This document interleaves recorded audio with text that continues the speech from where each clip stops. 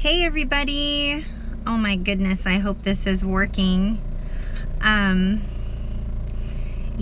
so I'm driving because my internet at my house is out right now. So I'm holding my phone and trying to just do this mobily. And welcome if this is the first time that you've ever been to my channel. We started this channel in August of 2013 for adult survivors of complex trauma, childhood abuse, childhood trauma, childhood sexual abuse, any type of childhood trauma. And normally it's very professional, and normally I am able to answer all of your questions in a professional manner. Tonight I'm going to attempt to do that. I'm able to see little things popping up. I'm hoping that I'm going to be able to read those. Hi Monique, hi Paul, hi Rhonda. What I would like to do is I would like to turn the camera around because I don't think you would rather look at me. Hey Joey. I honestly think you guys would rather look at the beautiful view here, and so that's what I'm gonna do, if that's okay with you guys. I'm gonna do my best to answer your questions. Hey Elizabeth. Matt is doing his very best to moderate, and Dawn, I'm so grateful for you as well, and thank you to Kalisha and just to everybody. You guys, tonight's a little bit weird because of the fact that my internet, hi Amanda, my internet's out. So welcome to Trauma Recovery University. Let me try to like be halfway professional and take off my sunglasses and just be like, hi everybody, hi. Hi Erin, welcome to anybody who's new to this channel. It's normally not very like wing it and just try to figure it out. Normally it's like halfway professional. So I'm gonna turn the camera around so you guys can see the beautiful place where I am, and I'm gonna do my best to answer your questions tonight. I had this entire screen share and everything. Hi Lynn, totally prepared. I'm so excited to see you, Elizabeth. I'm glad you made it. Welcome. You guys, I had everything prepared, and you just never know when your internet's not gonna be good. So I'm out and about finding some Wi-Fi here where I live, and I'm just gonna turn the camera around. I'm gonna lose a whole bunch of people, I know. Hey Gavi Kitty. Hey Sabra, I'm so happy you're here. Hi Ann. I'm gonna just do my best to answer your questions, so pop them up over there and I will do the very best I possibly can. And thanks for understanding, and I'll just be back, and yeah, you're gonna see a whole bunch of people. I'm up at like one of my favorite little spots where I go for self-care. You'll see why in a second, because it's kind of off the beaten path, and it's just a beautiful bay next to another bay, next to another bay, next to another bay. It's like a whole bunch of different bays, and it's just ocean and mountains and sky and just beauty. And I will just turn the camera around, and then you guys just start asking your questions. First of all, trigger warning, if you are, if you've experienced any type of childhood trauma, complex trauma, if you're living with any type of CPTSD symptoms, then this video may be triggering for you. And you can reach out to our friends over at RAIN, the Rape, Abuse, Incest National Network. And that's at rainn.org, 1-800-656-HOPE. Or you can reach out to our friends at the Crisis Text Line, and that's crisistextline.org. And you can text them 24/7, 365. Hey Rosalie. Hey Ann. I'm so excited, y'all. Oh my goodness. Okay. I'm gonna lose a whole bunch of you probably, because every time I do something crazy and different, or I do a screen share or anything, like, maybe, you know what, maybe this is gonna be one of those things where you guys are like, Athena, just do that every time. drive somewhere, go somewhere, leave your house. We want to see everything. You never know. So, yeah. Keep it positive. Keep it real over in the comments. Support one another. This is not a place for cyberbullying.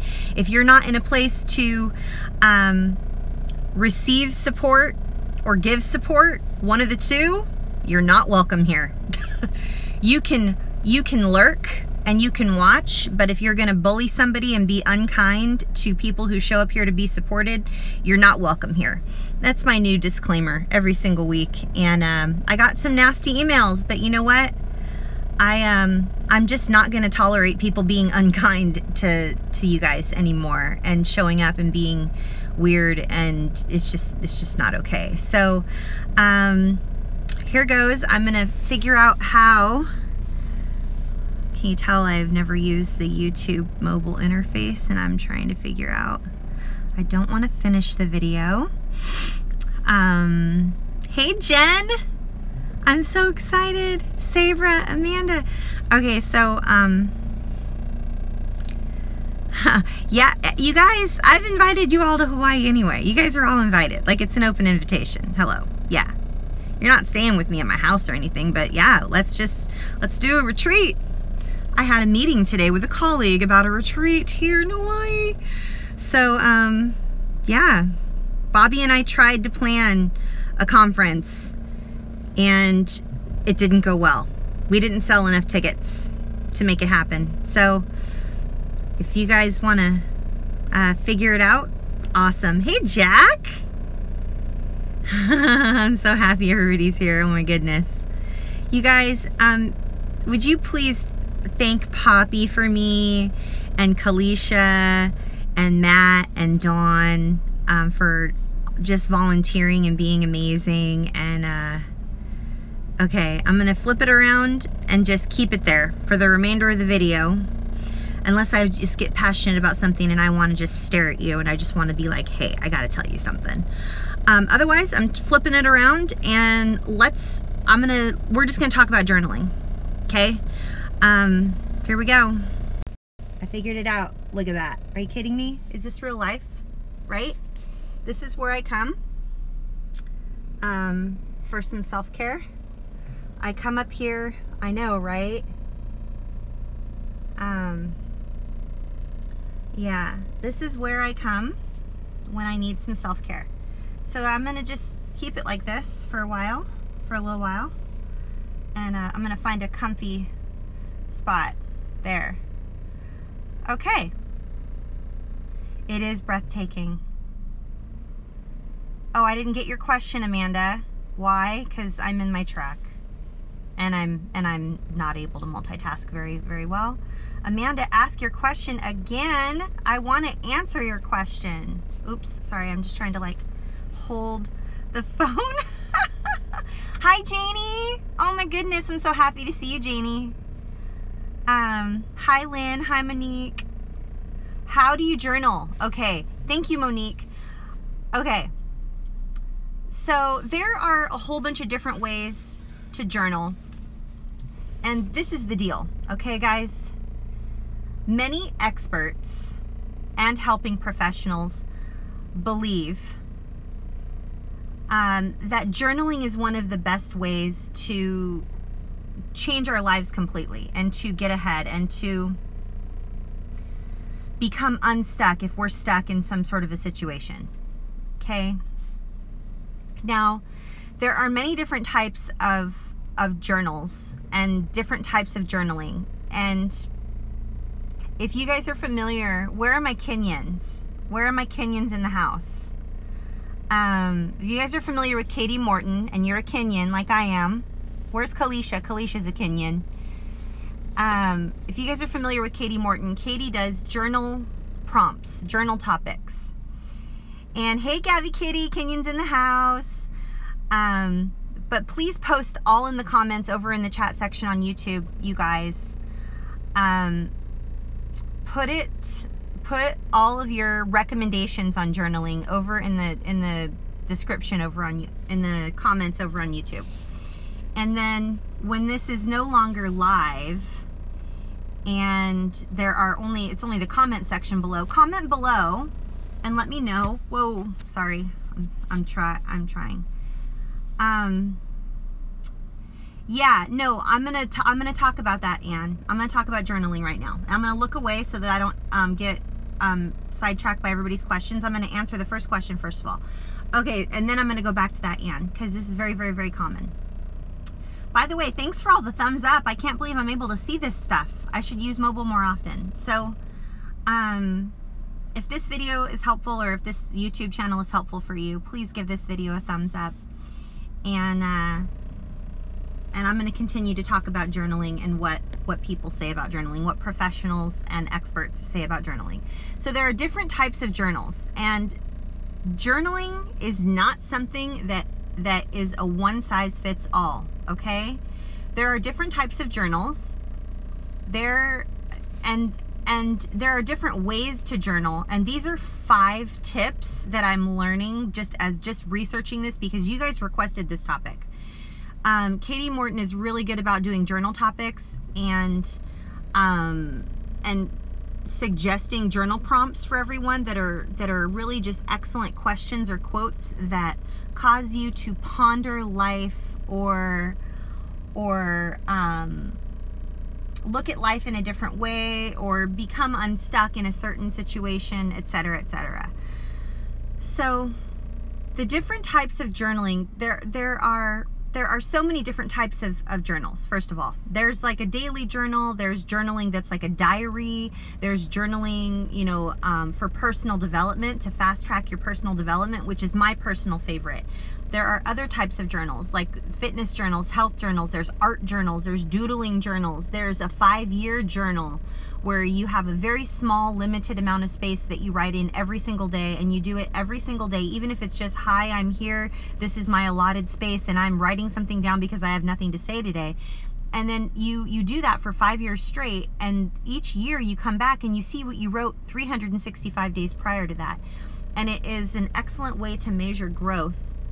There are food journals, there are travel journals, there are mixed media journals, there are collection journals, like where there's little like Smashbox type journals where you collect things. Like, let's say you collect rocks, or you collect feathers, or you collect sand from different beaches, or you collect certain types of pressed flowers. There are different types of journals. And if your therapist is telling you to journal and it's not something that is good for you and it's not helping you, then by all means, do a, oops. Sorry. Wow, that was not a good situation, you guys. I'm doing my best here. Please just keep an open mind about the journaling situation, okay? The way I journal personally for personal development. I am committed to a lifetime of personal development. I love the idea of looking at where I'm at and finding a way to get farther, regardless of where I am. Hey, Hunter, I'm so happy you're here. I'm doing something different. I didn't have any Wi-Fi at my house. I love photo journals. Yes, Janie. Oh my goodness. Photo journals are amazing. So those are a whole bunch of different kinds of journals. So tip number 1 on journaling that I'm learning as I'm studying and researching all of this stuff that you guys are requesting, and the number 1 thing that everybody says about journaling, there are 2 camps of people. 2 camps of people that talk about journaling, okay? There's the type of people who talk about journaling, and what they do is they tell you, no matter what, sit down and write something. It doesn't matter what you write. Just write something, even if it's just a couple of words, okay? And there's another camp of people, this is the second camp, and they say, don't force yourself to journal. Don't force yourself. Only write what is positive, or that is therapeutic for you, or that is helpful, or only write when you're inspired. Don't force yourself to write. Don't force yourself to do anything, period. Only journal when you are feeling inspired. Never force yourself. Period, period. So there's two opposite camps of people that talk about journaling, okay? Hey, what's this button? If I lose you, I'll get back on, I promise, okay? But what is this? Let's see. Ooh, you guys, it's saying I can add like colors. Oh no, I don't want to do that. Sorry. I don't want to do that. Never mind. I thought normal. Let's just do normal. Normal. Okay. Whoops. Wait, what is this one? Hey, is that one good? Wait, normal? What about that? Which one's better? Normal? There. It's called Beam. Sorry, I'm so fascinated. I'm fascinated by this whole thing here. Normal. Okay, I'm gonna go back to normal. Oh, now it's Beam. Beam is good. I don't know. What about this one? No, wait. There's Beam. Okay, so that's the two separate camps of people that I've found that are talking about journaling. They're like, half of them say, no matter what, write down something, just do it. Make sure it becomes a habit, okay? And then the other camp of people say, don't force yourself to do anything. Only allow yourself to journal when you feel inspired.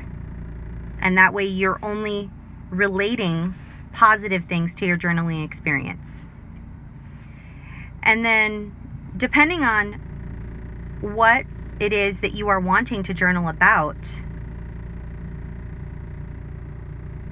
you might be inspired only, like for instance, for me, I love to journal to catapult and to advance my personal development. I love personal development. It makes me very happy. It is something that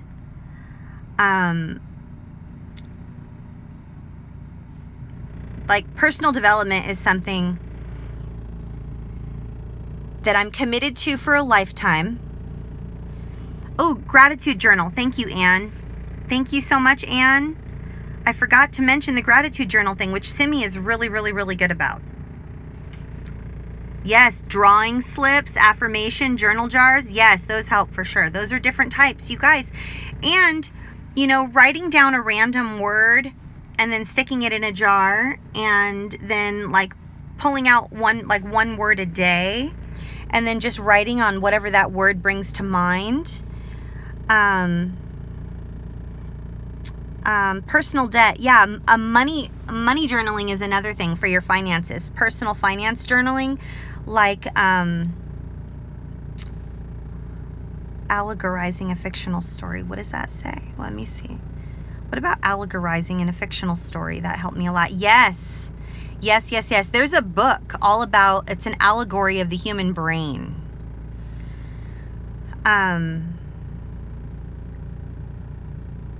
Ooh, let's see. What is, oops, I missed it. Okay, Gary says, I journal a lot.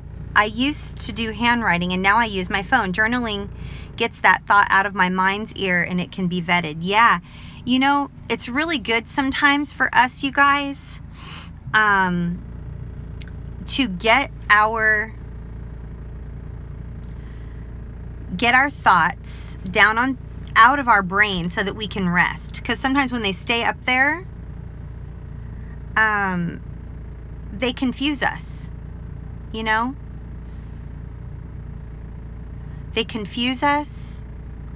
And they can keep us stuck, and then we can keep them up in our head and just be frustrated a lot about the thoughts that are in our mind. So it's a good idea.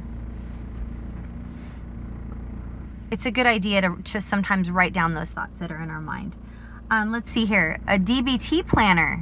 Yes. Oh my goodness, the DBT planner is really, really, really good.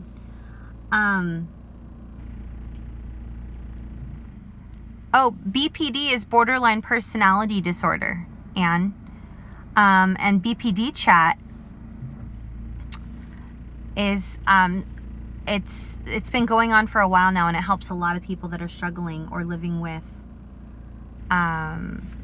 borderline personality disorder. Oh, Monique says, what do you mean personal development? Okay, so personal development, no, you're not alone, Joey. A lot of people have been saying here that they struggle with journaling. Yeah, I struggled with journaling for a really long time because I didn't have the right type of journaling situation for me. There are different types of journaling. There's art journaling, there's like mixed media, there's doodling, there's gratitude, there's stream of thought. There's all kinds of different types of journaling. And I struggled with it for years and years and years. And I just don't anymore. But it's a personal preference. If journaling isn't for you and this topic isn't for you, then, you know, this topic might not be for you. And that's okay. Not everything on this channel is going to be for everybody. So, but we're talking about journaling, and I'm going to continue to talk about it. And you're definitely not alone, Joey. It's okay. Like, I struggled with journaling for years and years and years, and I still struggle sometimes. So, I have people surrounding my vehicle right now, you guys. I have people surrounding my vehicle, taking pictures and doing things, and like, hopefully they're not really loud, and hopefully nobody knocks on my car door, because sometimes they do, and they ask me to get out and take pictures of them because they're on vacation. So, if that happens, I'm really sorry. But, Joey, you're totally not alone. It's definitely not easy to, oh, see, there's some people. There are some people. Here we go. Okay, let's just, shall we? Let's just look at everybody. Here's everybody on vacation, and they're all taking pictures. Now he's taking a picture of me, taking a picture of you. He's taking a picture of me, taking a picture of them. So basically, what I'm talking about, struggling with, I know, right? They're live on YouTube. I wonder if I should give them a disclaimer. Sorry, guys. I thought we were all by ourselves up here. This is very distracting. I'm so sorry. You guys, hopefully next week's video will not be like this, but you never know. So, so regarding struggling with I am people watching. Regarding struggling with journaling, I struggled with journaling for years and years and years because it was very triggering for me, okay? Talk about real talk. Oh my goodness. Hey, Star Child. Good evening. I'm so happy you're here. Sorry that it's totally just random and different here, and we have random people that are walking in front of my car on vacation, but yeah, sorry. So I struggled with journaling. Oh, Jack. Oh, no. It's okay. It's okay. It'll come back, Jack. No worries. So, the reason I struggled with journaling for so many years is because not only did I have the wrong type of journaling situation for me, but it was very triggering. It was very triggering for me because I didn't want to write about the stuff that my counselor was asking me to write about. And so I just didn't. I just decided not to journal. And I didn't do it for a really long time. But let me just be honest with you guys, okay? What I noticed with me in my healing journey, just in recovery and stuff, like, I noticed that I would be when I was healing the most, like when I was like the trajectory of my healing, and I was healing at like an exponential level, it was when I was journaling. So I think it's because it's that form of expression that is only you. No one can journal for you. You know what I mean? So I think that there's something really special about, ooh, yes. Dawn, I just glanced down. Oops, oops, oops, where'd that go? Dawn was talking about when she began journaling, she used her non-dominant hand to get into touch with her inner child. That is something that's very, very, very, very common in a lot of different modalities. A lot of different practitioners use that method and recommend that method for a lot of their clients. So what that does, and I've had clients actually where we've done exercises together where she paints with her non-dominant hand. She paints, and then the things that she paints, like almost like tempera paints, finger paints, acrylic paints, just, you know, random paints. And it really helped her. Like it really, really, really helped her a lot. So, and Monique, so I just want to finish my thought, and then I want to go up to Monique's comment, because from 3:25 p.m. So when I was healing at the most exponential level, it was, oh my gosh, I'm totally surrounded. Like there are like 20 people around me right now. So for instance, when I was healing at the most exponential level, it was when I was journaling. And it's not necessarily has to be like written journaling. It could be, oh my goodness, hello. I wonder if he knows he's on live. So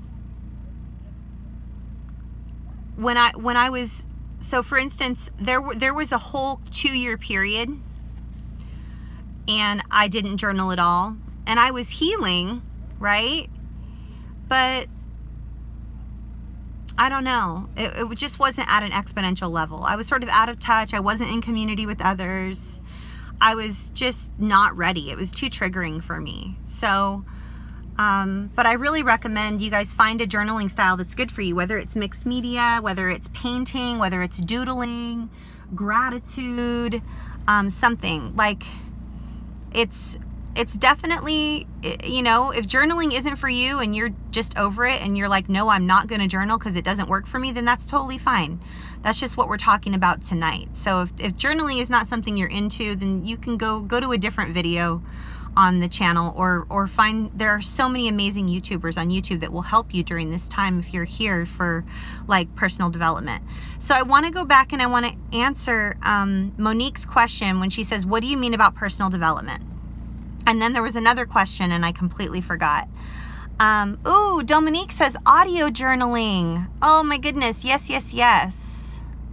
Hearing my own voice played back to me is very helpful. I get me better that way. Yes, yes, yes. See? Oh, amazing. I would not have even thought of that. Like, I have audio journals myself. I have some. And I wouldn't have even thought to mention it tonight. So thank you, thank you, thank you, Dominique. So I want to talk a little bit about being committed to a lifelong commitment of personal development and what I mean by that.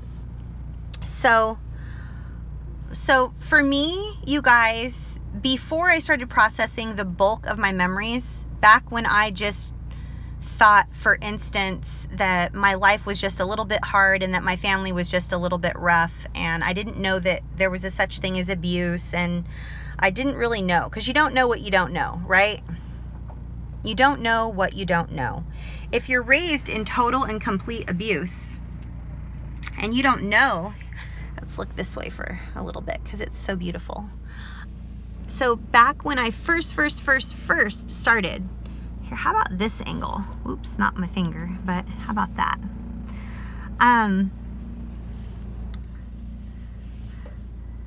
There. I hope that's a good angle for you guys. It's so beautiful. So back when I didn't really realize that my life was as horrific as it was, I wasn't really sure, you know? Are you guys still able to chat if I'm not looking at the chat? Let's see.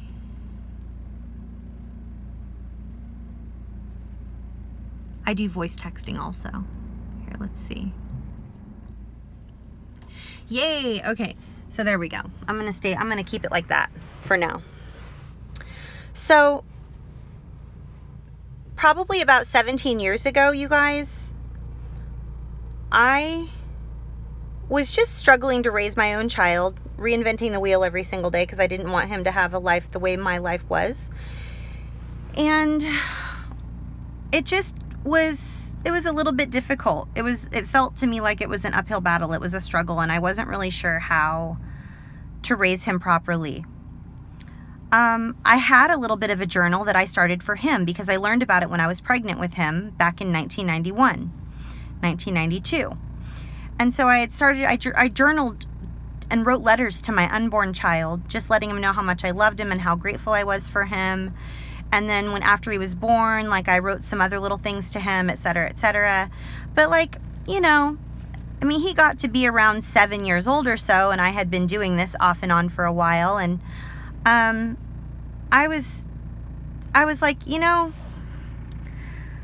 I have a lot going on, and it's hard to keep up this journaling thing. Maybe I'll just put it on the back burner. Right around that time, had a situation.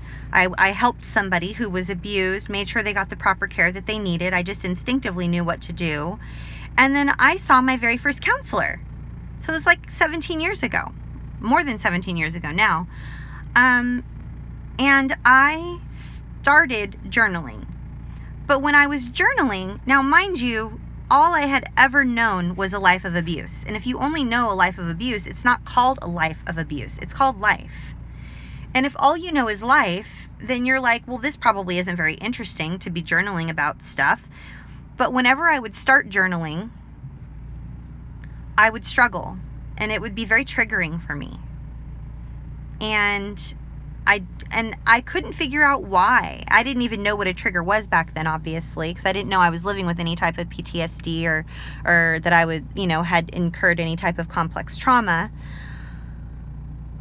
But it was not easy for me to journal about life stuff. Now, my very first counselor, Kelly, she challenged me to always ask myself, why? What am I feeling? Why? What am I feeling? Why? All she wanted me to do is write down how I was feeling once a day, and then ask myself why I was feeling that way. So if I was feeling frustrated, why was I frustrated? If I was feeling afraid, why was I afraid? If I was feeling happy, why was I happy? If I was feeling sad, why was I sad? If I was feeling anything, why was I feeling it? And then when I would answer the why, I would ask why again. And she told me to ask why until I couldn't answer anymore, and to write it all down if I could. I did that for quite some time, and I healed a lot from a lot of things that I didn't know I needed to heal from. And you don't know what you don't know. So I didn't really know that I was healing from some crazy, horrific stuff, and that my life was filled with abuse, and that, you know, my family was extremely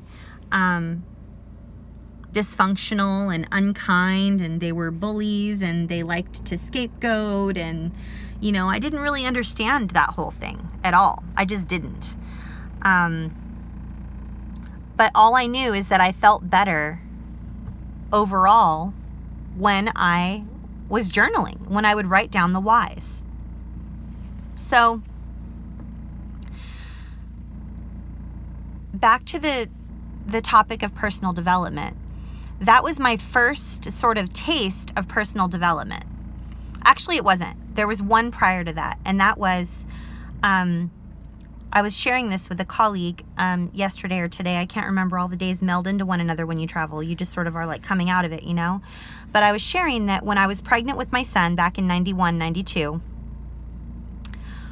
I read something about ways to shape the life of your child, starting with the womb, and choices you could make and things that you could implement. And I implemented something very, very, very powerful and helpful and healthy from the time my son was born until he left home and entered into the military at age 17. And it was wonderful, and it was a goal I had, and I completed that goal, and it was every day, day in, day out, every single day, no matter what, for 17 years or more. And it was really amazing. And it was, and so that's personal development, when you're challenging yourself to improve in an area that's personal to you. You're developing your life on a personal level.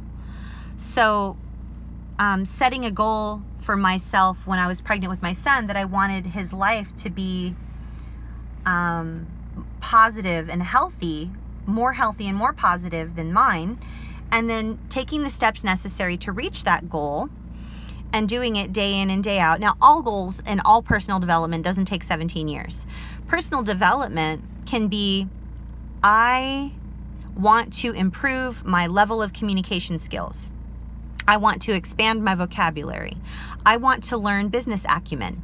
I want to be able to improve my daily hygiene and get to a place where it doesn't, it's not triggering for me. Different daily hygiene tasks are not triggering for me. Or I want to improve my writing skills. Or I want to learn how to build a website. I want to learn how to publish a book. I want to develop my life, I want to become more intuitive. I want to become a better cook.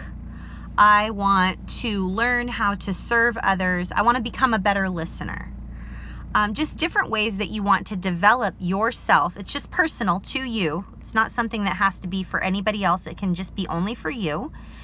Or it can be for, you know, just the improvement of your family or your children, like it was for me with my son.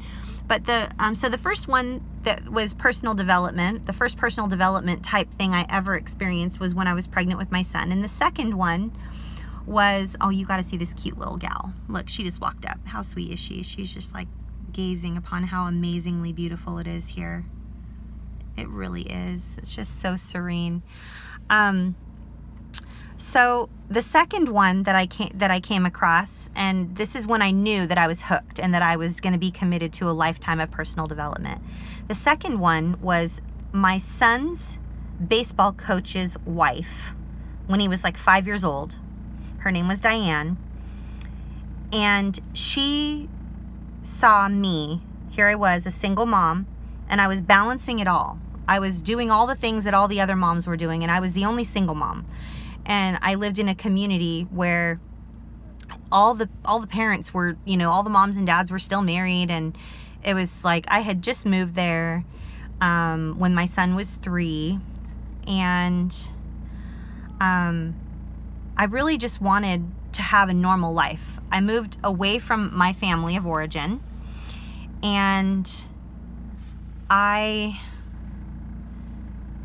wanted his life to feel normal to him. I never wanted him to have stress or anxiety or to feel pain or to feel afraid or anything. So I was committed at that moment to making sure that he got to experience the things that all the other kids experience, like the things I saw like on TV, like on the Cosby Show and Leave It to Beaver and the Brady Bunch and all of that, like how they had like extracurricular activities. And I know it sounds really silly to some people that I was watching like television shows trying to figure out how to parent, but when you're reinventing the wheel every day and you have things like the Cosby Show or like Leave It to Beaver or and by the way, I understand bad shit's going down right now with the whole Cosby Show. There's no need to derail the whole talk or the chat. Not that anybody is, because I can't look at the chat right now. I have it off.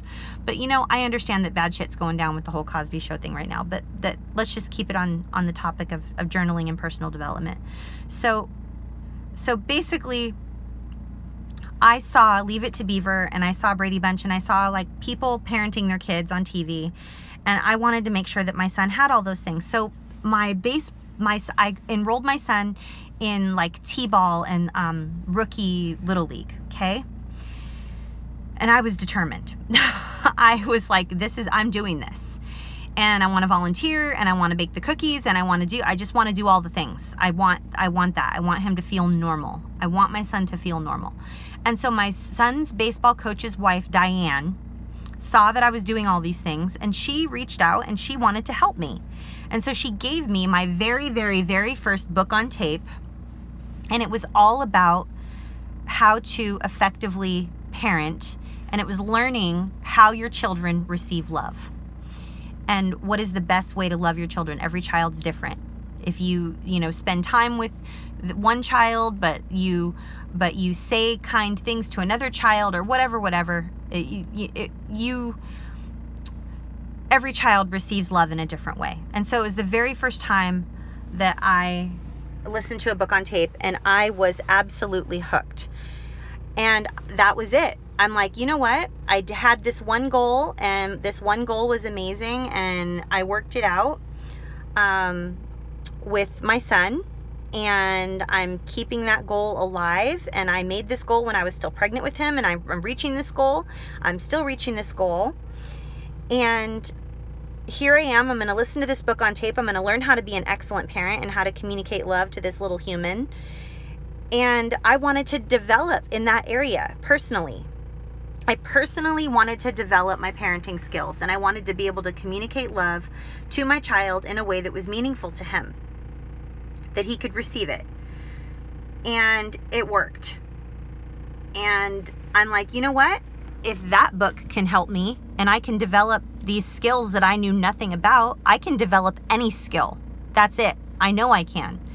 And so that's what I mean by personal development, and journaling helped me get there, because I wrote down, these are the things that are working for me, these are the things I'm doing, and these are the things that are not working, and these are the things, you know, that I wish that I could be doing differently. So that's what I mean by personal development, and journaling was part of that. So I hope that was a helpful answer. I know that I haven't been looking at all the comments here. I sort of turned it off because I kept answering questions. And again, next week I hope that I'm back to my normal thing. This is more of like a casual. This isn't going to replay well, I don't think, because all it is just staring out and listening. And you got the people who are here on a replay, I'm super stoked and glad that you're here. You can leave all the nasty comments you want below, but I'll probably end up deleting them, because there was no way I could help this, and your nasty, unkind comments are going to help no one.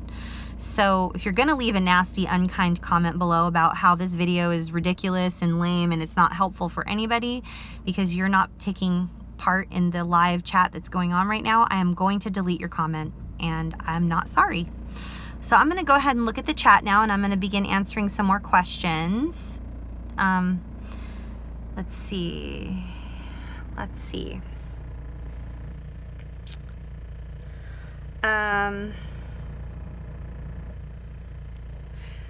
Janie says, having a growth mindset is so important for skill building. If you have not heard of it, Google growth mindset. It can be so helpful to give you that I can do any skill mindset. Yes, yes, yes, yes, yes. Yes, Janie. Oh my gosh. Yes. That is, yes, that's personal development, having a growth mindset. Yes. Let's see. Oh,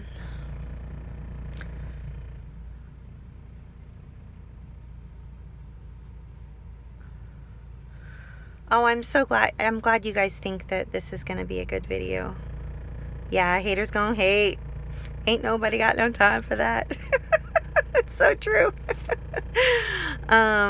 Ooh, Rhonda says, have you heard of, or are you familiar with the accelerated response therapy? I've never heard of that, and now I'm curious about it. Oh my goodness. Oh, Jack, the 5 love languages for children. That's the one. Wait, is that, where's Amanda? Amanda, that was it. That was the book. Where is it? Where's Amanda? I'm gonna find it. Where's Amanda? The 5 love languages for children. Yes, yes, yes. That was the book. That was a book. That was the book. That was the book that my son's baseball coach's wife gave me, and it changed my life forever. I fell in love with personal development because of that book. And I have been listening to books on tape and reading books on how to improve my life or my skills in any given, just depending on what day it is, what I want to improve about myself. And yeah, yes. It helped me so much. And yes, Jack, the 5 love languages for children, it is a very similar thing to the regular 5 love languages book. It's very, very, very similar. Let's see. Oh yeah, if you guys, thank you, Matt. If you guys had a question earlier, post it again so I can see it. Because I want to answer it.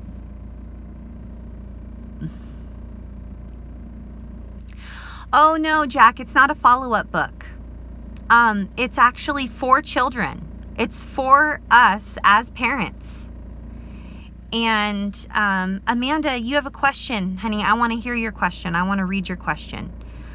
Oh, Jack, by the way, the 5 love languages for children, I think I ended up wanting to find the actual book so I could highlight and make some notes in it. And I got it from a used bookstore. I think it was like $1.50 or something. So, and that was when I lived on the main, oops. Oh no. I almost deleted something. Oh my gosh. So yeah, I found it for like $1.50 on the mainland. So, Elizabeth Lee, Google allegorical creative writing. Google it. Go to google.com and then type in allegorical creative writing, and it will give you a definition of what it is, and it will give you some examples. So, because it can be so helpful.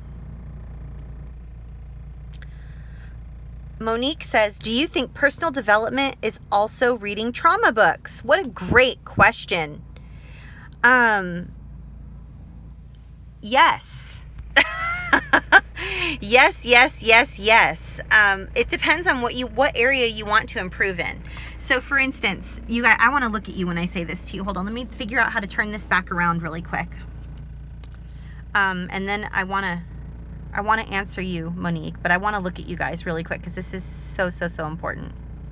How do I turn this back around? Oh, it worked. Okay, good. Oh, I can't do that. Okay. Wait, how about that? Okay, I just had to get my arm in an area where I could keep it. Okay, so you guys, when I was doing personal development, like when I was reading that book that was for my son, The 5 Love Languages for Children,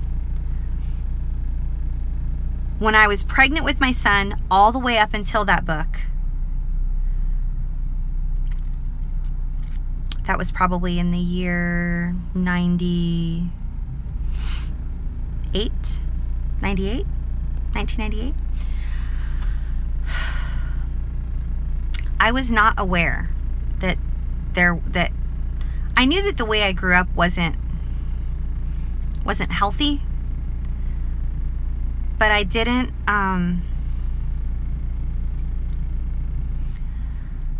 realize the degree, the depth of the abuse that I endured. I just didn't know. And so in that time of my life when I was, 20, what was I? Like 23, 24, 25, I have no idea. So young. I was like my son's age. Oh my gosh.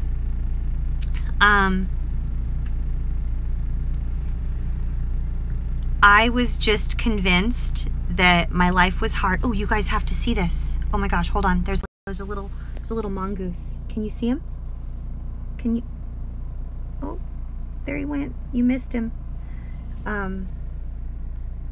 Sorry.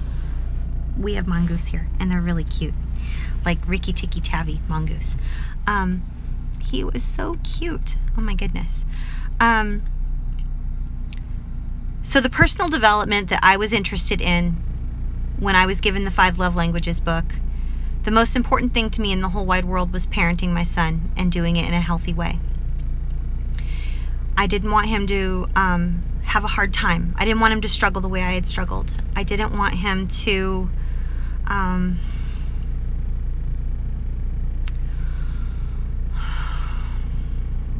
trying to say? I didn't want him to have to reinvent the wheel, like over and over and over and over and over again. And so I wanted to develop my skills, my parenting skills. This is before I realized that abuse was a thing, and that trafficking was a thing, and that maltreatment was a thing. This is before I realized that I was going to be dealing with some horrific after effects for decades. And all I knew is I wanted to develop myself in the area of parenting. And that's all I knew. I just wanted to be the best parent I could possibly be. So fast forward, this is in response to Monique's question about, like, can reading trauma books be something that's personal development related as well? And the answer is yes. And this is where I'm going with this. So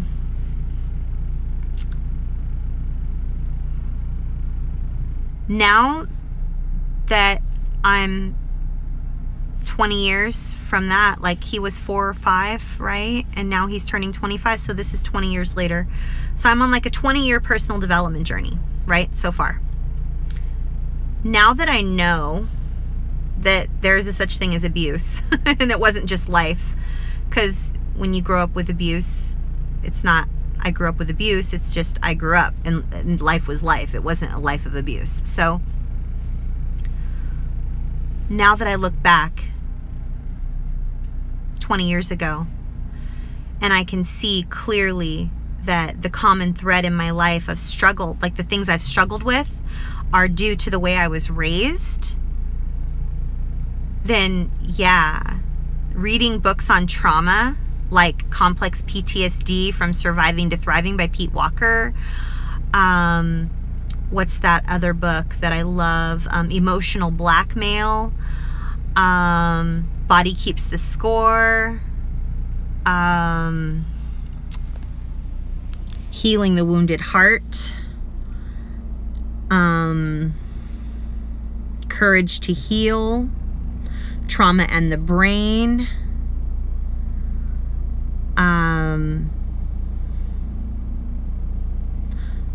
Trauma and Dissociation. Maybe it's Dissociation and Trauma. Now I'm trying to remember.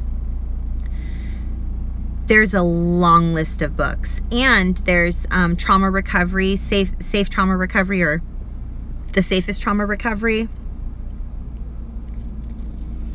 Oh my goodness, there's so many. There are so many. Oh my gosh, there are so many. And let's not forget my 2 favorites, Boundaries and Safe People, both by Townsend and Cloud. Those are personal development. So yes, reading books on trauma. And you know what? I want to say something to you guys. All you guys, okay?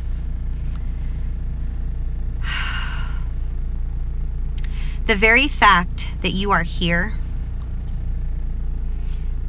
watching this video and on this channel on a regular basis, many of you that are here right now, you guys are here like every week, and you're my family. You guys are like the family I never had family, right? This is a personal development channel, period. I know that the title that it's under is under education, because you're here to get educated on healing from abuse. But healing from the after effects of abuse is personal development, period. Like, it just is. And journaling is a big part of that, you guys. Wrapping it all around, like keeping it on topic. Finding a way to journal that makes sense to you. And that is, if that's pictures, if it's painting, if it's doodling, if it's gratitude, if it's, this is where I was yesterday, this is where I am today, this is where I was a year ago, this is where I am now. I'm surrounded by people again, so I'll flip it around in a second. But it's all personal development. It just is. And journaling is a way to measure your progress in personal development. And remember this, sometimes you guys, just holding your ground, some days holding your ground is progress. And I mean that. So you being here on this channel means that you're committed to personal development. And many of you have been here since day one. Many of you have been with me since before day one of this YouTube channel. Many of you here were around when we were only on Twitter, tweeting back and forth with each other with hashtags only. Everybody at the end saying, why is this only 1 hour a week? I wish it was more. Why can't it be more? And the answer is it can be. And we turned it into that. And we started this channel. You're committed to personal development. You are committed to personal development if you're here on this channel. And that is to be applauded, because not only have you survived horrific abuse and ridiculous circumstances and trauma upon trauma, but here you are. I'm gonna start crying. You guys, your courage and your resiliency and your dedication and your commitment is just awe-inspiring. Seriously. Okay, I'm really gonna start crying right now. I'm gonna turn on the chat and I'm gonna turn it around now that I'm not surrounded, and I'm gonna let you guys look at something beautiful. Hold on 1 second here. Yay, look at that. Okay, start asking some questions. I can see you now. Something about sunburns. Hey, Dominique. Oh, I love you too. Oh, yes. You guys, this is important recovery stuff. Look, there's a mongoose. Janie says, is there a journal prompt bank where we could look at or make for each other maybe? You guys, Janie, yes, that I had this whole screen share. Hi, Shayna. I had this whole screen share, Janie, planned for today on my laptop. And guess what? There's no Wi-Fi at my house, and my laptop doesn't get Wi-Fi out here in the midst of nowhere because, you know, right now I'm on my phone and I'm using data. But yes, I want the section below the comments here, which is, again, it's going to be filled with people going, what kind of a bullshit video is this? There's nothing. All it is just looking out at whatever. And because they're not here participating live to be like having this amazing conversation with you guys. You guys are the real reason. Like, it's not about the video. It's about the live chat. So, but I would love the comment section below, or even like some sort of a document. The comment section below this video after it. Oh, there's the mongoose again. You guys, we missed it. Oh no. Like, for reals. It was just right here. And you know what? It's trying, you know what? You guys, it's trying. Oh, wait, here we go. Here we go. Sorry. It's trying to eat that little piece of orange. I think if we just focus right here, we're going to watch. We're just going to keep, you guys can still see some awesome ocean back over there at the bay. But watch the little orange peel, because the mongoose is going to come back.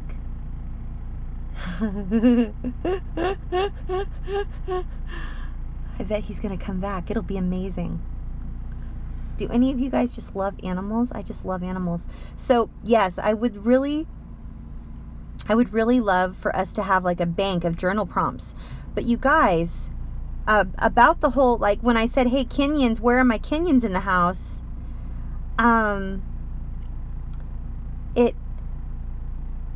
It is Katie Morton does journal topics like every single week.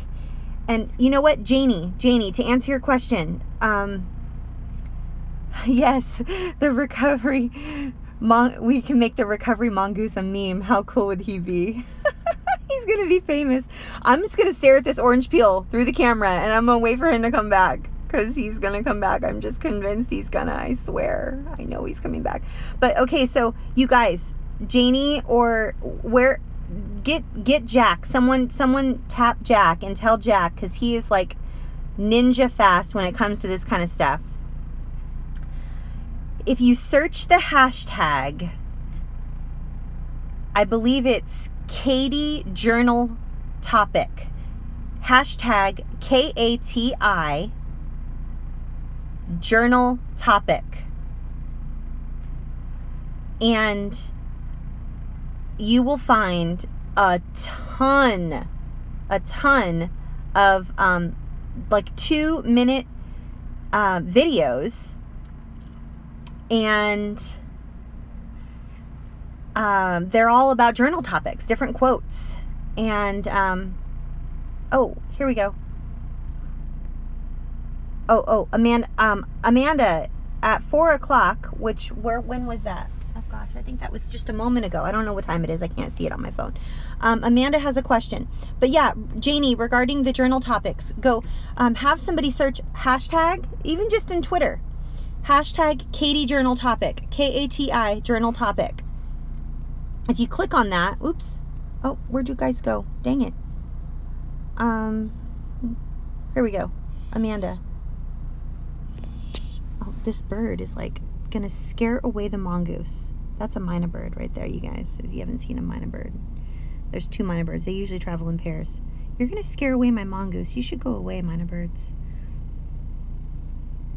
I don't want the myna birds to be our mascot, by the way, because they're mean. They're bullies, and they bully other animals. It's gonna come over and it's gonna try to eat the orange peel, and he's gonna scare away the mongoose. The mongoose is right over there waiting.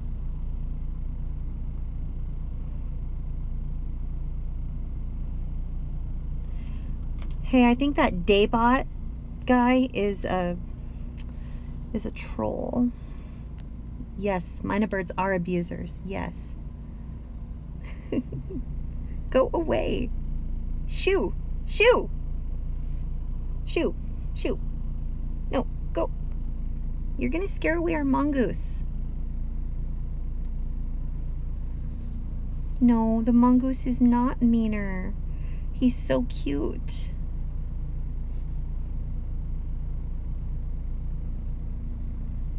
Oh, Julie says, Athena, I have been keeping journals my whole life because I'm a writer.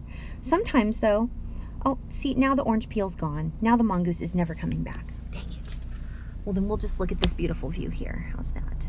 Or I'll go over here where it's not so dirty. Oh, boy. Rudy. Rudy is a troll. Thank you. Goodness gracious. So... Julie says, Matt, you're awesome. Everybody send high fives to Matt. He is the trollminator. Troll patrol. I saw Amanda's question. Yes. And then I saw Julie's question. And Julie, what I would say is find another type of journal. Like I was saying earlier, like do a mixed media one, or a photography one, or art one, or a doodle one, or do an audio one of your own voice, or something besides writing, because that's when you get triggered, is when you're writing. So that's what I would recommend for Julie. Amanda asked a question. Where did it go? Something about projecting our mama drama onto our therapist, because I have totally done that. And by the way, mongoose, just for the record, I just saw, I'm paging back up trying to like find everybody. Mongoose are, they are very, very, if you remember the book Rikki Tikki Tavi, the mongoose actually kills a cobra. So Yeah, they're very strong. Oh, you're so welcome, Deborah. Deborah says, I wanted to say thanks for the support I received last week. You are welcome here, Deborah. We are so happy you're here. Hunter's a Kenyan. Let me see here. Oh, here we go. Amanda says, how do I know if I am projecting my mama drama on my therapist, or does it not matter if I think I am being triggered by not being heard? Okay, whoa. There's two things here. Amanda, can someone find Amanda and let her know I'm finally answering her question from whenever it was? Like, it was from a really long time ago. The first question is, how do I know if I'm projecting my mama drama onto my therapist? That's one question. And then another question is, does it not matter if I think I'm being triggered by not being heard? It does matter. It does matter if you are being triggered by not being heard. And I want to talk about these two things, okay? I'm gonna hide the comments now, because then otherwise, let me see. I hope Amanda can hear me, because I get triggered by not being heard too, and the very fact that it's taken me so long to answer her question is probably triggering, and I feel so terrible. So I'm gonna hide the comments. Let's see here.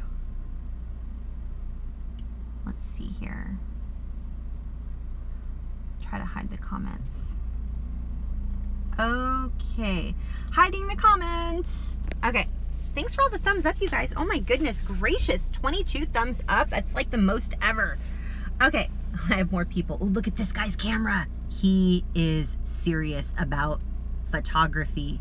Amanda, I'm gonna answer your question right now, but look at that guy's camera. Camera goals.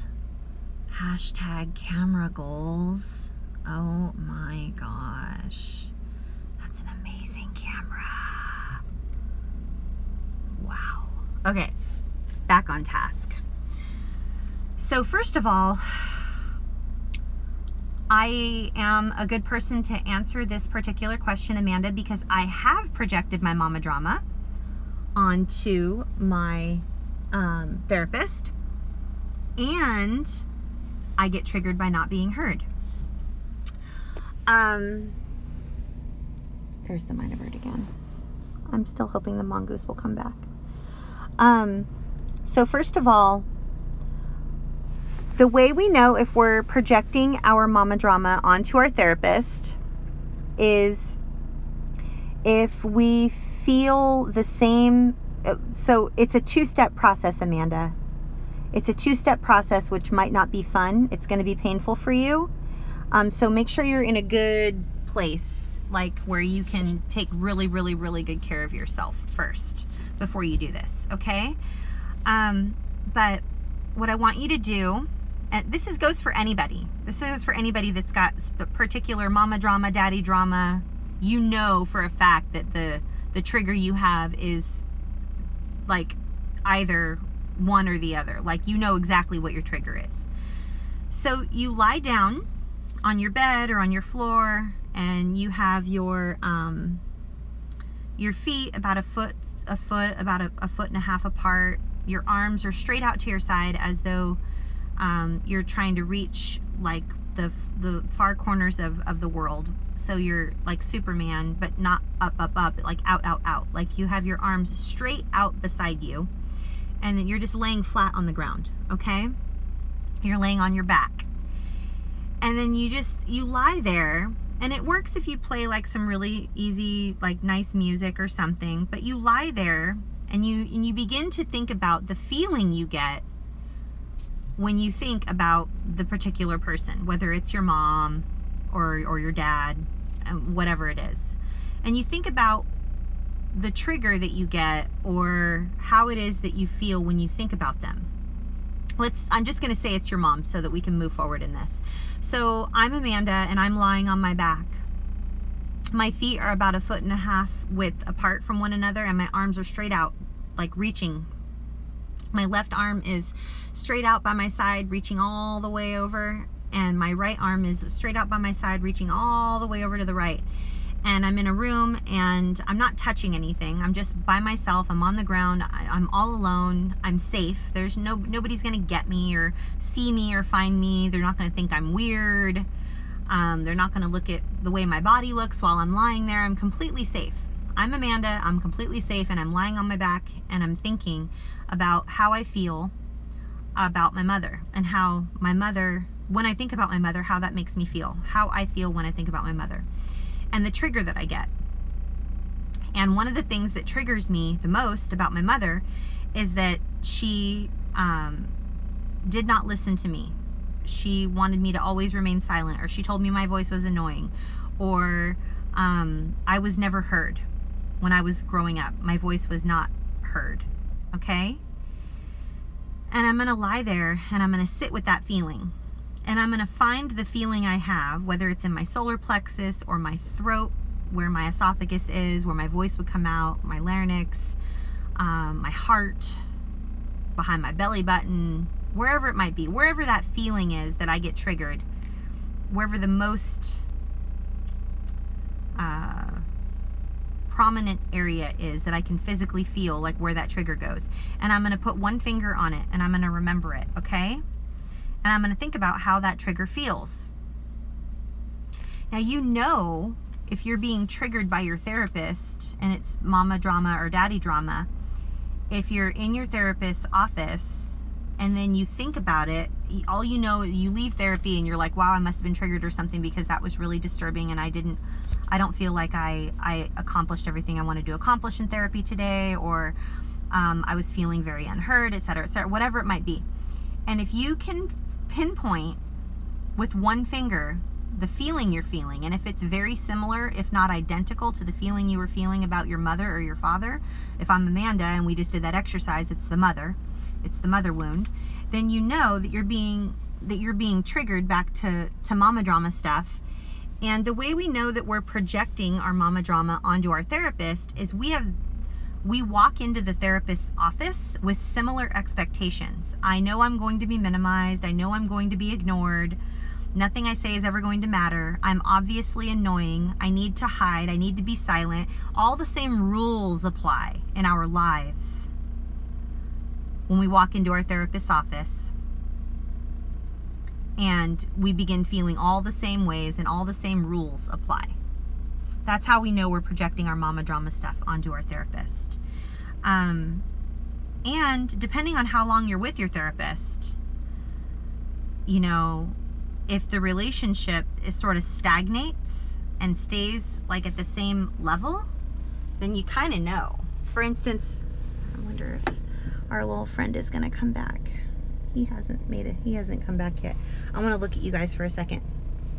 So Amanda, let me see if I can do this. How about that?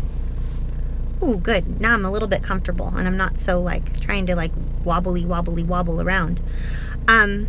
So depending on how long you're with this one particular therapist, and depending on how your relationship goes, when we have abusers as caregivers, the relationship is stagnant. There's no growth there.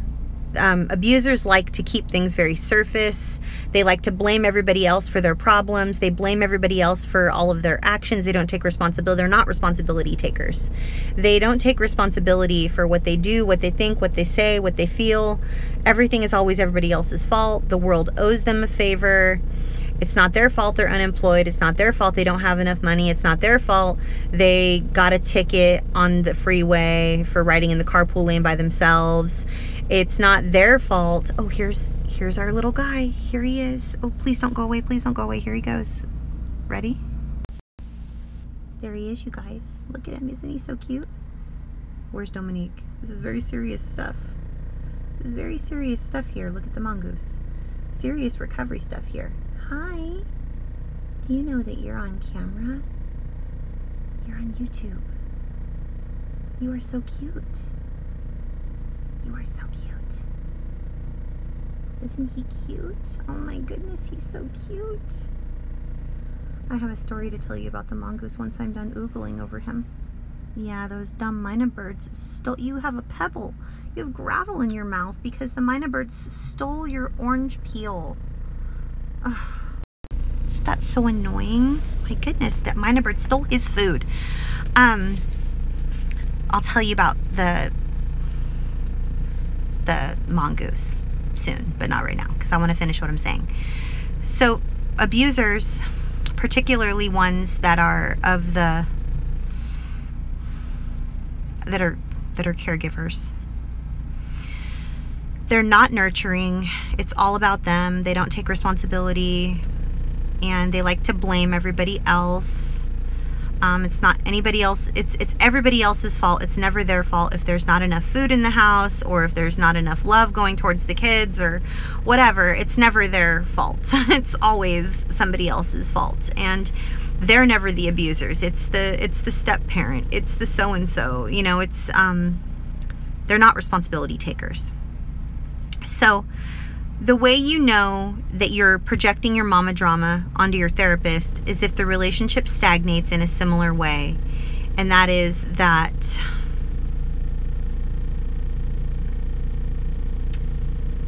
there's no depth to the relationship.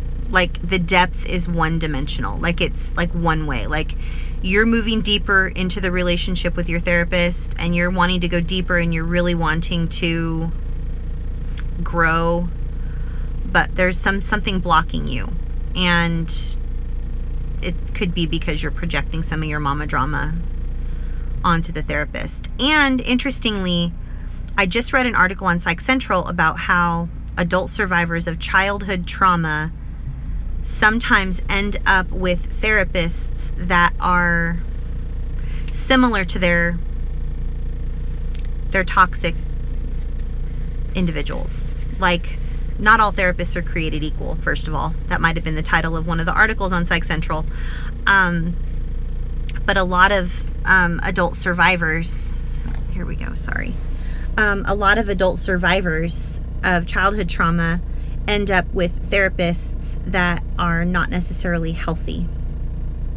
And they can be predatory in nature, and not all therapists are. Obviously, there are a lot of therapists that are amazing, and they're helpful, and they're changing the world.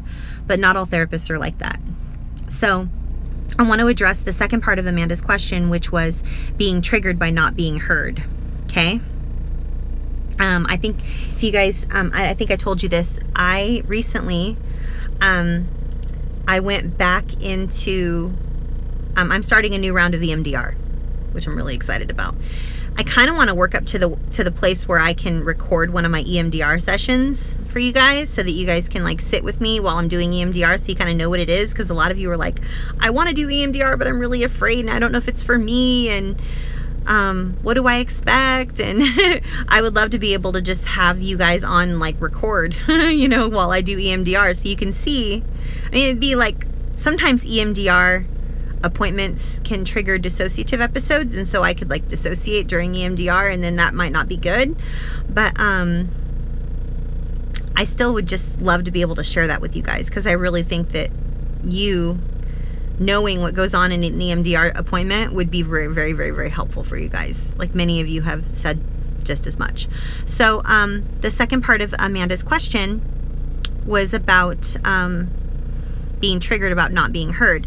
Well, I was at EMDR the other day on Friday, so I got back Tuesday or Wednesday, I can't remember what day I got back, but from being on the mainland with my son and my daughter-in-law. So I was at EMDR, and we were talking about the trigger I have about not being heard. And we unpacked it, pulled it apart,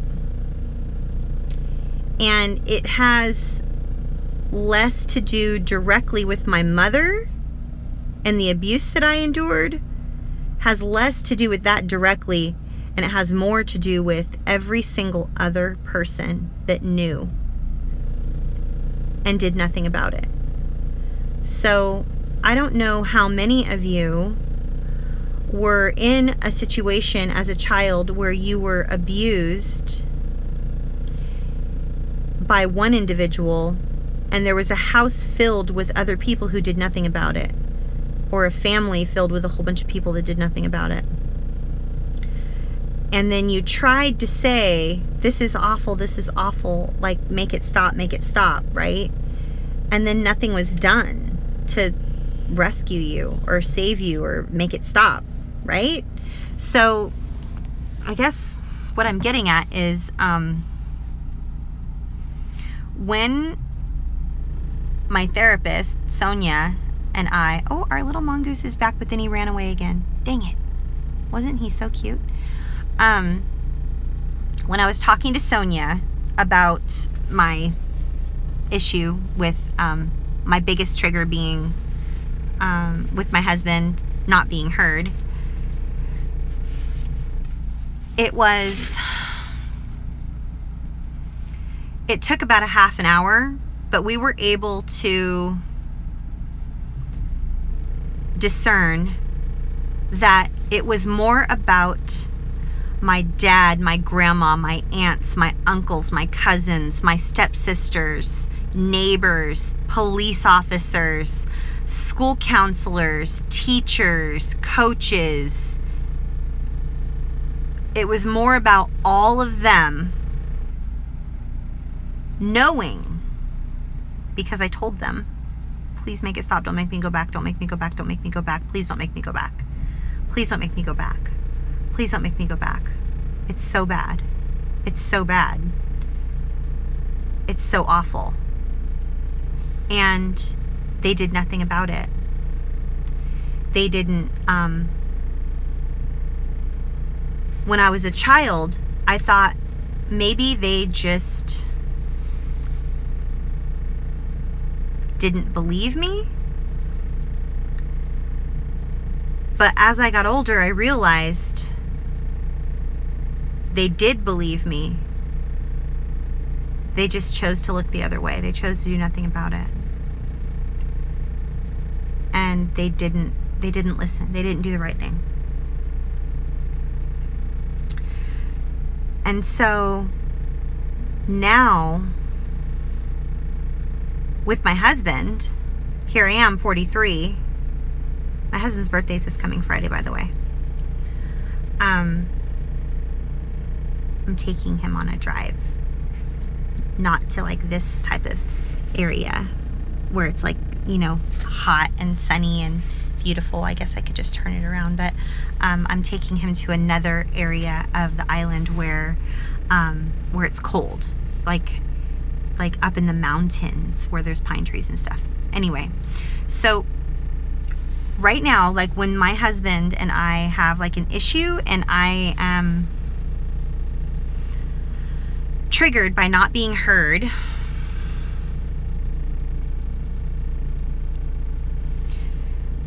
the reason that's my biggest trigger isn't because I don't think he hears me.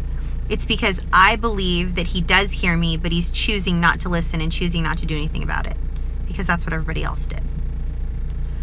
So I don't know if that helped anybody. Somebody needed to hear that maybe, but it's real. The struggle is real.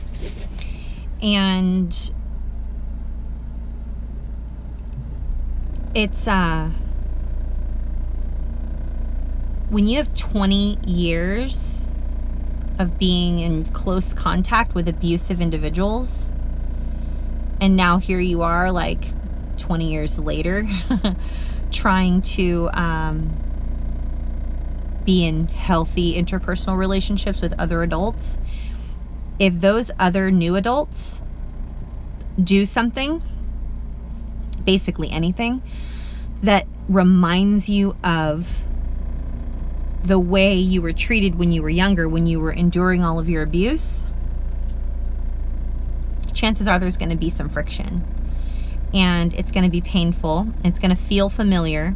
So if I'm Amanda and I'm lying down on my back and I am finding the place with one finger on my body where I feel the trigger physically, when I think about every single member of my blood relative family, and including the police officers that came day after day, week after week, month after month, year after year, the school counselors, the teachers, the coach, all of it. When I think of all of them knowing what was going on and then never following through to make sure that I was rescued, I have a certain spot on my body where I feel that trigger the most. And the moment I have to repeat myself to my husband, even though I know I said something and I said it very, very, very, very clearly, succinctly, intelligently, took the time to articulate my words, all of it, and then he needs me to repeat myself because maybe he was multitasking or the radio was on or he just was like focused on something and not paying attention, like something innocent. And then he asks me to repeat myself, and I go from 0 to bitch in like 0.1. I'm like, yeah, that might not be directed at my husband. That might be something old from childhood. I've shared this with all of my clients, and I'll share this with you guys, and that is a good way to know if something you're dealing with now, with an interpersonal relationship now, if it's now related, like if it's relational between you and someone now, or if it's from a long time ago. Like let's say you're from like a 0 to a 10. I've shared this before on here. I'm just gonna say it real quick. I'm not gonna go into a lot of detail. I'm just gonna spit it out, okay? So if I'm interacting with my husband and I'm triggered by something or frustrated by something, and if my level of frustration is, let's say, on a scale of 1 to 10, and I'm only frustrated between like a 1 to a 2 or anywhere between a 1 and a 5, then chances are it's just a normal everyday frustration that everybody can go through, anybody can go through on the whole planet, because people are people and no two people are alike, and you put two people that are not alike in the same room and there's going to be friction sometimes between a 1 and a 5. Now, if I'm triggered or I'm experiencing something between a 6 and a 10, that's when I pause and I go, what does this remind me of? What does this remind me of? What does this feel familiar to? When have I felt this way before?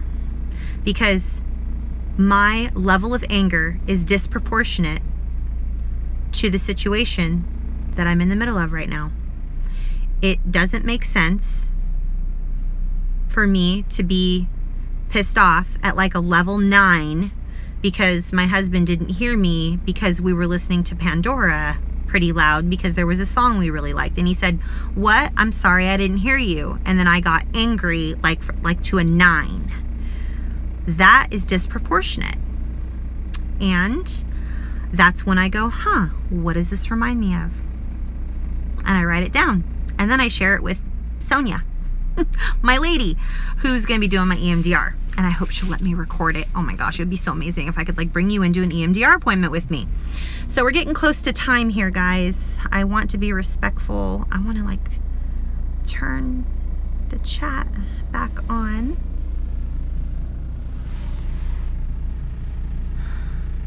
Let's see.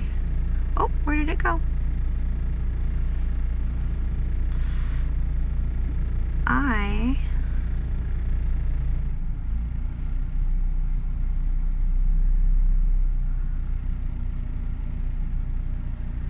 I'm trying to see.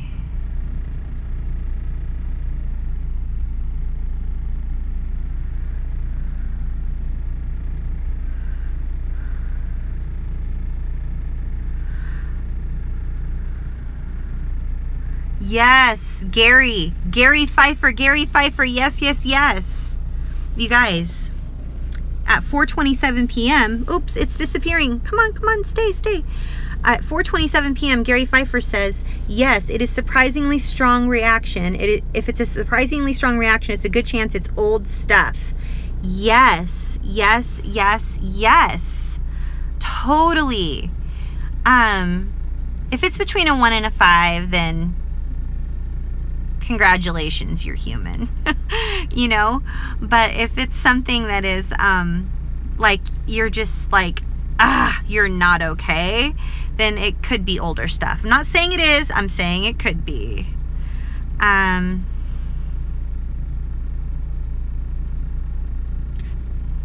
Let's see. Ooh.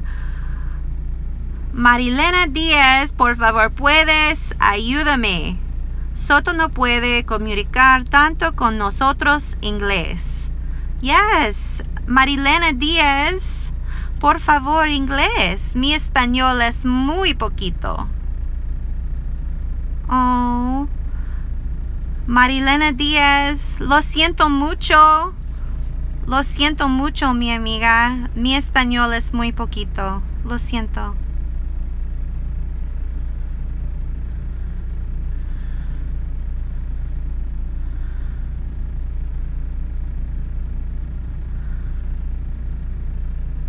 Oh, Monique, thank you. I'm so happy. Okay, we're at about time, you guys. Anne says, I have the disproportionate anger a lot. Me too! But we're working on it. You know what I'm saying? Okay, si está interactuando con alguien y te frustras mucho, es probable algo está molestando, te puede ser pasado, no te das cuenta. Oh, Marilena Díaz, no entiendes.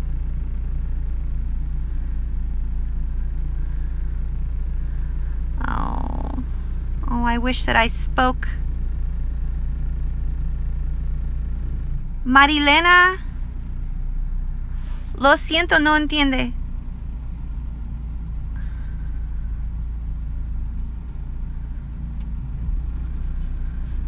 Hola, Fabricio.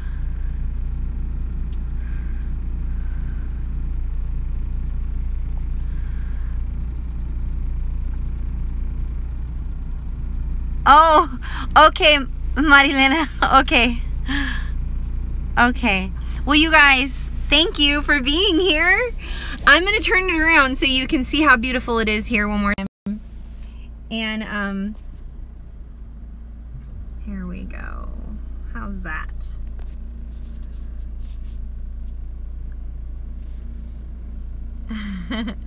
Hey, the mongoose's name is Marvin.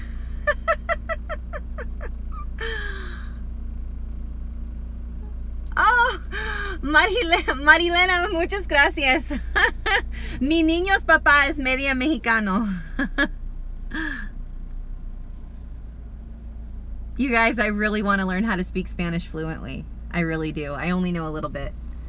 I know how to say things. Kira, happy anniversary. Oh my goodness. Oh, yes, Duolingo is boss. I want to learn how to speak fluent Spanish. I only know how to say like certain things, like romantic things, like and I know how. I used to work at a pizza parlor. Oh my gosh, you guys, I just got a text message from AT&T that said my data is used up. Dang it. Dang it. Oh, Anne says she only knows the bad words. I know how to say, you guys. Okay, so this is just the kookiest video. I might have to actually delete this one because I'm probably gonna get the worst nasty gram hate mail I've ever received in my life.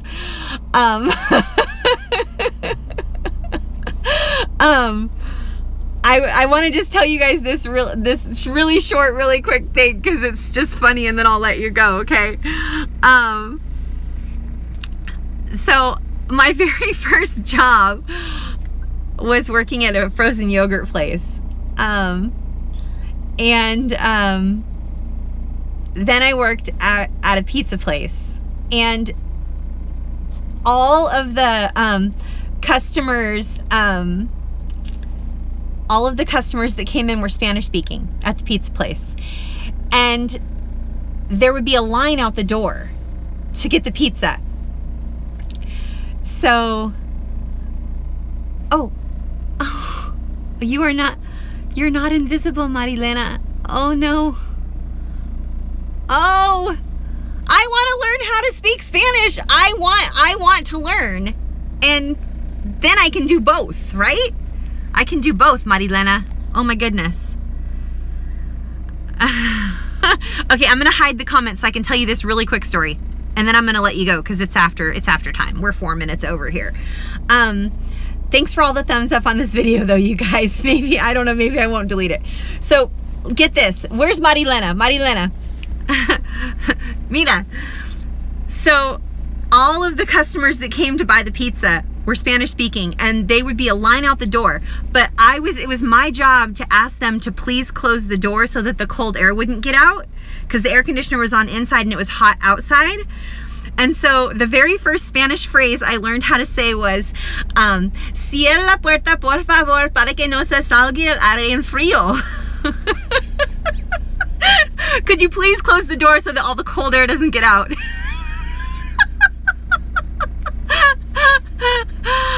Oh my goodness.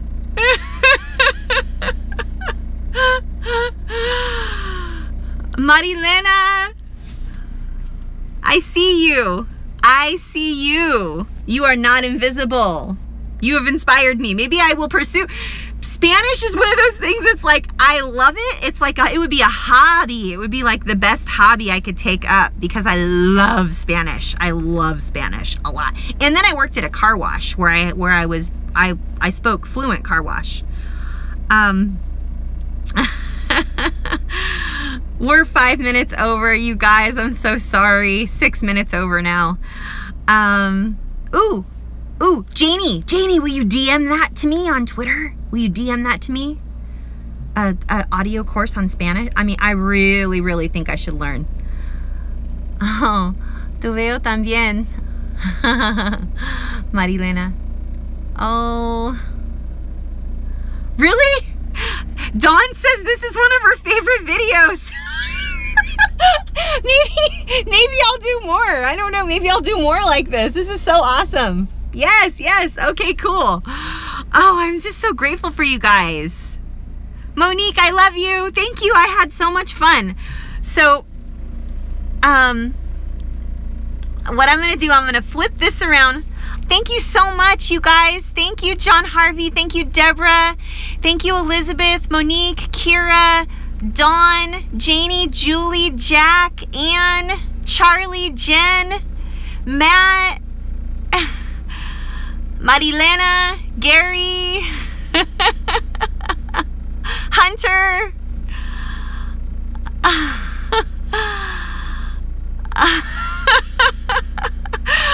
okay, my data is completely gone. I'm gonna flip it around so you guys can see the beauty. And what I'll do is I will drive. Oh my gosh, you guys got a baby raccoon. I love it. Okay, so here I go. I'm gonna be driving. And then hopefully you guys can here, let me put my seatbelt on. Hold on. Oh, I'll be safe, I promise. I'll just be driving and then you guys can just look out. How's that? Where's my sunglasses? Okay, here it goes. We're four-wheel driving. We're out here on a dirt road, guys.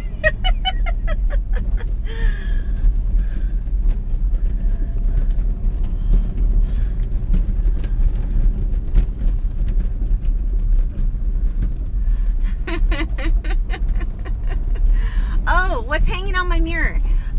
That is a flower lei here in Hawaii. It is custom to honor people with a flower lei when you see them or when you greet them. And when my son landed here, he flew here from the mainland to have a memorial service for my father, and I greeted him and honored him with a flower lei to welcome him back home because he hadn't been home in so many years. And it's a way to honor other people. And so he asked me, Mom, can I, when we decided we were going to go somewhere together, he says, I love my lei, Mom. I love it. Thank you so much for it. But I think I'm going to take it off and I would like to hang it on the rearview mirror. Is that okay? And I said, yeah, absolutely. You can hang it on the rearview mirror. And so I just kept it there.